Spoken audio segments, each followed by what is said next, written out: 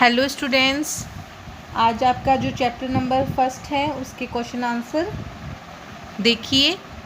जो आपको ओबीटी में क्वेश्चन आंसर दिए थे वो और टेक्स्ट बुक के जो क्वेश्चन आंसर आज मैं करवा रही हूँ ये दोनों आप अपनी नोटबुक में राइट कर लेना। ओके स्टूडेंट्स, सो अब देखिए question number first. For how long do you think Connie had keep Jim's letter, give reason for your answer.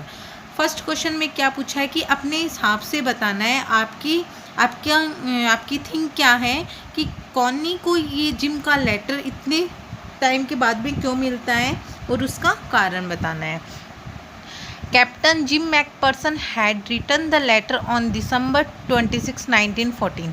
जो कैप्टन जिम मैकपर्सन है वो ये लेटर लिखते हैं 26 दिसंबर 1914 में लिखते हैं।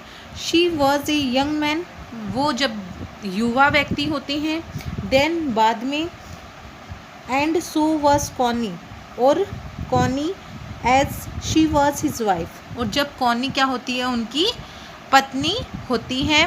Connie had received the letter a month later, Connie को ये लेटर एक मंथ के बाद में मिलता है। शी वॉज नाउ, अब कॉनी 1101 ईयर ओल्ड, अब कॉनी 101 साल की हो चुकी है।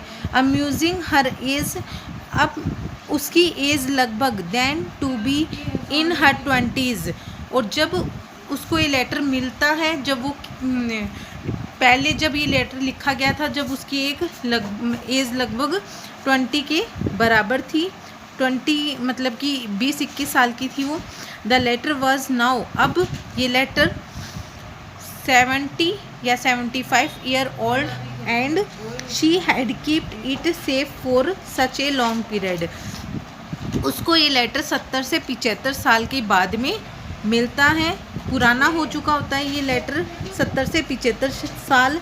She had keeped it safe for such a long period, और वो इतने टाइम के बाद में भी बिल्कुल सेफ होता है क्या वो letter. Now question number second, why do you think, आपके हिसाब से बताइए, the desk had been sold, कि वो ना डेस्क थी वो क्यों बेची गई, एंड व्हेन, और कब बेची गई। तो देखिए इसका answer, the desk must have been sold, वो बेचनी क्या थी, ज़रूरी थी।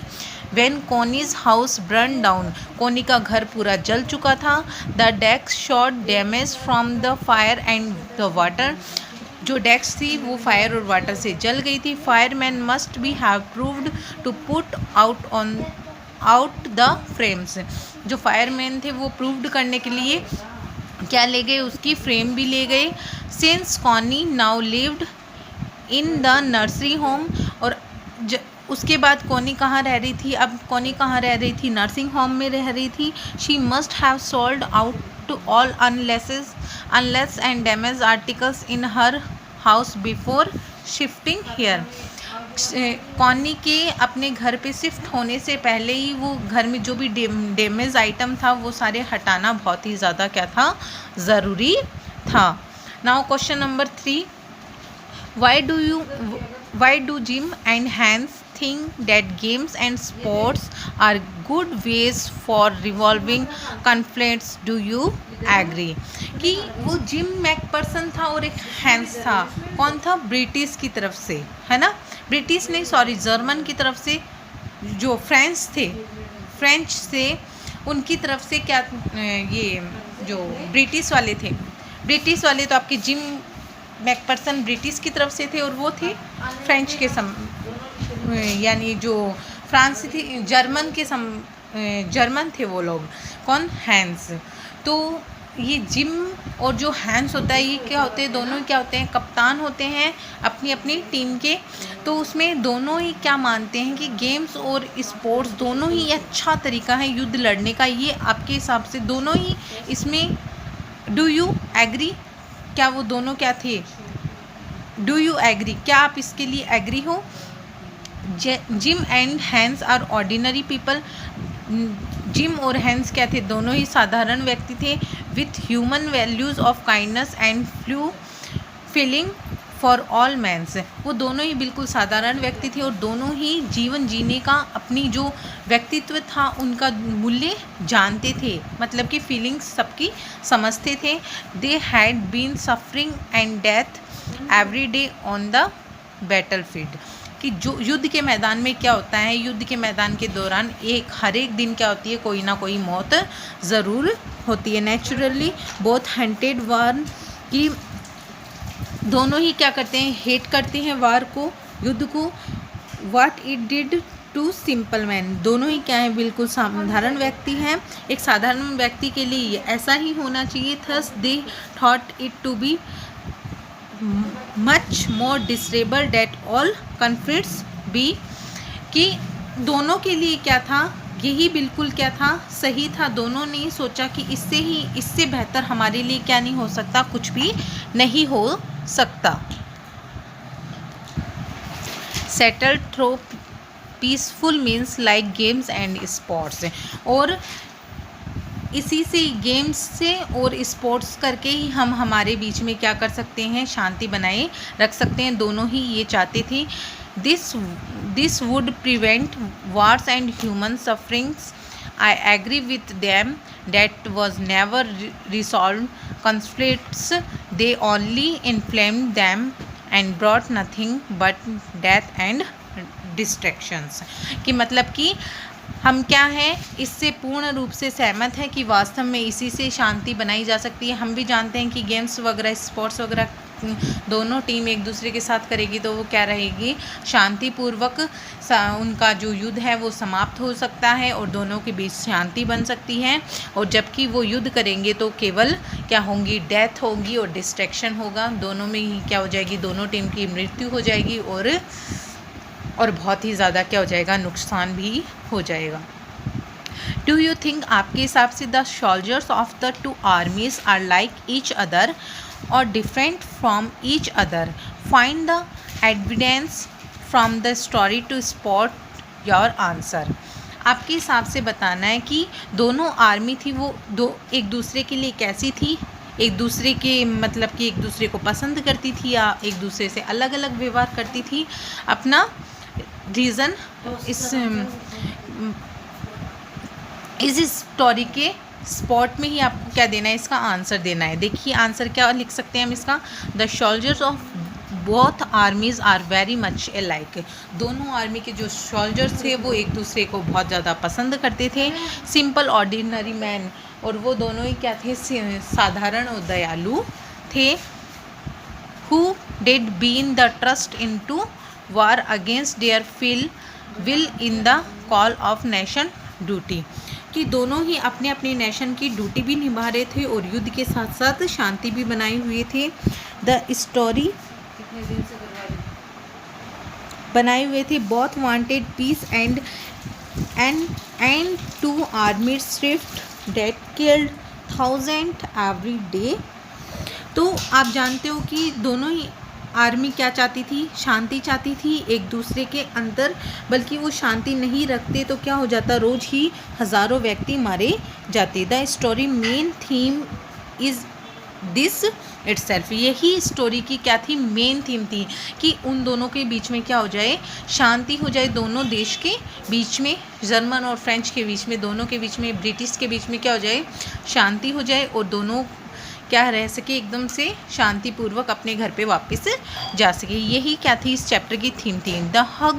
दे हग ईच अदर, वो एक दूसरे को गले लगाते। ईट एंड ड्रिंक टुगेदर, एक दूसरे के साथ खाते और पीते। प्ले टुगेदर, एक साथ खेलते। And bear no ill will against each other, और उनमें से कोई भी क्या नहीं था, एक दूसरे के अगेंस्ट नहीं था। They have no personal enmity with each other, दोनों के मतलब कि उनके किसी के भी साथ क्या नहीं थी, पर्सनल कोई भी द्वेष भावना नहीं थी एक दूसरे टीम की। But are fighting a war they did not want और लाइक, वे ये युद्ध लड़ जरूर रहे थे परंतु उनको पसंद बिल्कुल भी नहीं था इसको लड़ना। They want to return home to their families and lead a peaceful और नॉर्मल लाइफ। वो दोनों क्या चाहते थे, हम अपने अपने परिवार में वापस चले जाएं और अपना जीवन बिल्कुल शांति से और साधारण जीवन बिता सके, ये वो लोग चाहते थे। Question number 5। Now question number 5 देखिए, maintain the various ways in which the British and German soldiers become friends and find things in common eight Christmas.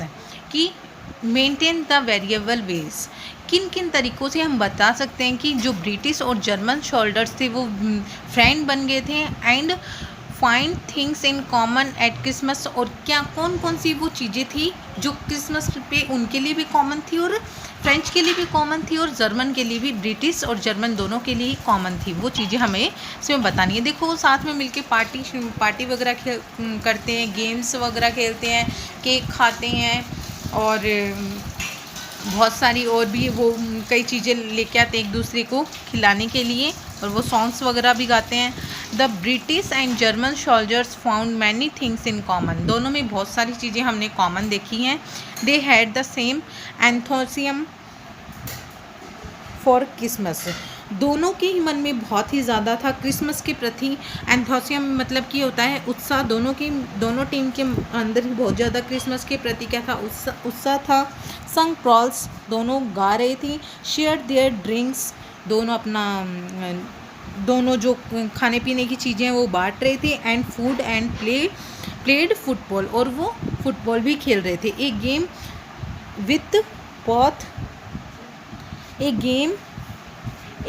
With both love, उन्होंने एक गेम बहुत प्यार से खेला। बोथ आर्मीज हैड यंग, दोनों की जो आर्मी थी वो युवा थी। लाइक माइंडेड मैन, एक समझदार व्यक्ति होना, दिमागदार व्यक्ति होना। हु हेटेड वार, दोनों ही वार से क्या करते थे, ईर्ष्या करते थे। Wanted an ordinary life with their families, दोनों ही अपने परिवार के साथ साधारण जीवन बिताना चाहते थे और अपनी फैमिली में वापस जाना चाहते थे। And wanted to enjoy the simple pleasures of life, और अपनी साधारण जीवन का आनंद उठाना चाहते थे। Their common hope and common feeling, दोनों की क्या थी, कॉमन हॉप्स थी और कॉमन फीलिंग थी ऑफ ब्रदरहुड, अपनी भाईचारे के प्रति and respect for human life, और वो मानवता के जीवन को भी बहुत ज़्यादा रिस्पेक्ट देते थे। मेड देम फ्रेंड्स, दोनों के एक दूसरे के साथ दोस्त बन के। Who found a little time for piece, और उन्होंने थोड़े समय के बाद में बिल्कुल क्या कर ली, शांति कर ली। And laughter admits the contest however of war, death and loss, शांति के बजाय अगर वो युद्ध करते तो दोनों में क्या होता, युद्ध होता और डेथ होती, और दोनों का ही क्या हो जाता, लॉस हो जाता। ऐसा इसमें बताया गया है। Question number 6। Now question number 6 देखिए बेटा। क्वेश्चन नंबर 6 में क्या होता है, what is Connie Christmas present, Connie के लिए क्रिसमस प्रेजेंट क्या था, वो लेटर था, पता है आपको। वाई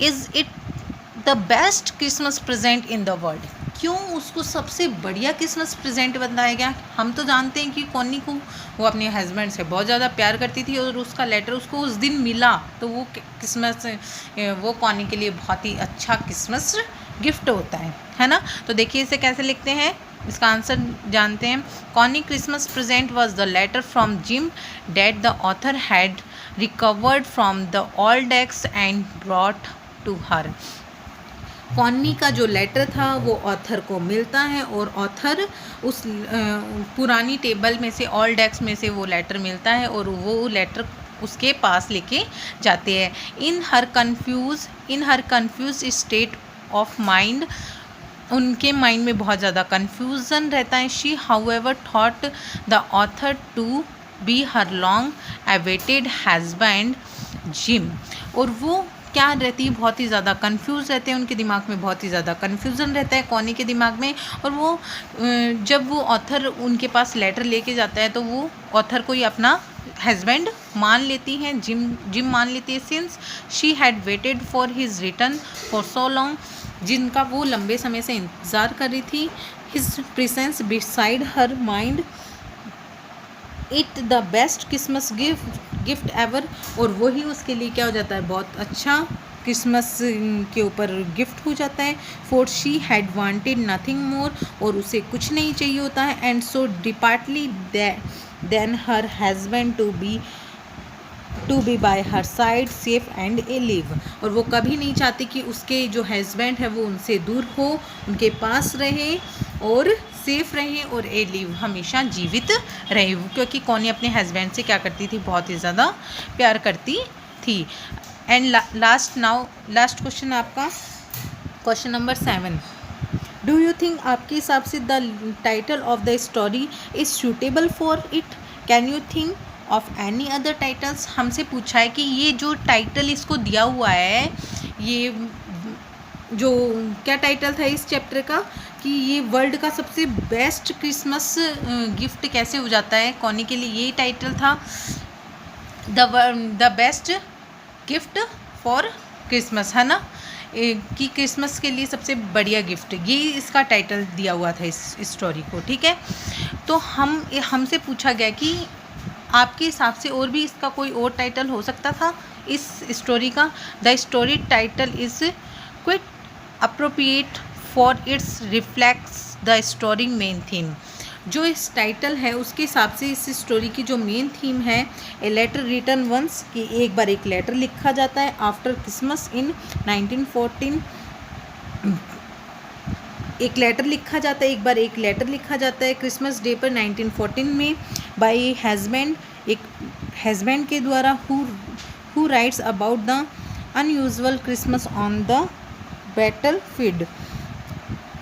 एक युद्ध भूमि में ये एक हस्बैंड द्वारा अपनी वाइफ के लिए ये लेटर लिखा जाता है, जो कि to his wife back home, जो कि उसकी वाइफ अपने घर पे होती है उसके लिए। The author recovery for this long ago, author को एक बहुत लंबे समय बाद में ये लेटर मिलता है, return letter on Christmas Eve, और जो कि ये क्रिसमस ईव पे जो लेटर वो लिखा गया होता है। And his meeting with the soldiers और विडू, और ना सोल्जर्स की जो विधवा जो पत्नी होती है वो उससे ऑथर मिलता है ऑन क्रिसमस इटसेल्फ, क्रिसमस वाले दिन।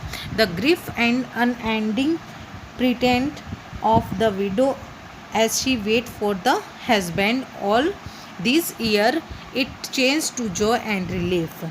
तो देखो वो जैसे ही वो ऑथर को देखती है तो वो बहुत लंबे समय से कौनी अपने हस्बैंड का इंतज़ार करती हुई होती है, और वो उसको देख के बहुत ही ज़्यादा खुश हो जाती है और रिलीफ महसूस करती है। When she mistake the author for her dead husband, वो अपने ऑथर को क्या समझती है, जो अपना उनका जो जिम मैकपर्सन जो उनका हस्बैंड होता है जो मर चुके होते हैं, वो ऑथर को समझ लेती है कौनी। Thus this for her was the most precious Christmas present, और उनके लिए बहुत ही ज़्यादा प्रीसियस क्रिसमस प्रेजेंट वही हो जाता है she could ever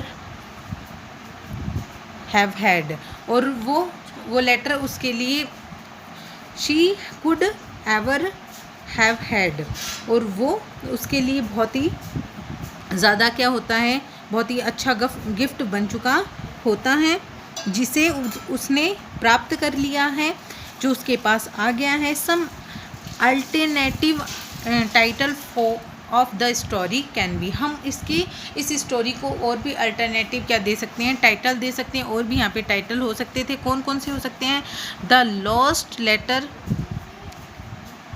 कि हम इसको एक खोया हुआ लेटर भी बोल सकते थे। द सोल्जर्स विडो, एक सैनिक की विधवा पत्नी। एंड वार एंड वॉज, युद्ध और संकट, ये भी इस लेटर को हम नाम इस चैप्टर का हम नाम दे सकते थे, मतलब कि टाइटल दे सकते थे। ओके स्टूडेंट्स, आज आपका जो चैप्टर नंबर 1 है ये क्वेश्चन आंसर के साथ आपका कंप्लीट हो चुका है, और आप अब ये क्वेश्चन आंसर अपनी नोटबुक में राइट डाउन कर लेना। ओके, अब हम चैप्टर नंबर 2 आपका स्टार्ट करेंगे। Okay students, thank you.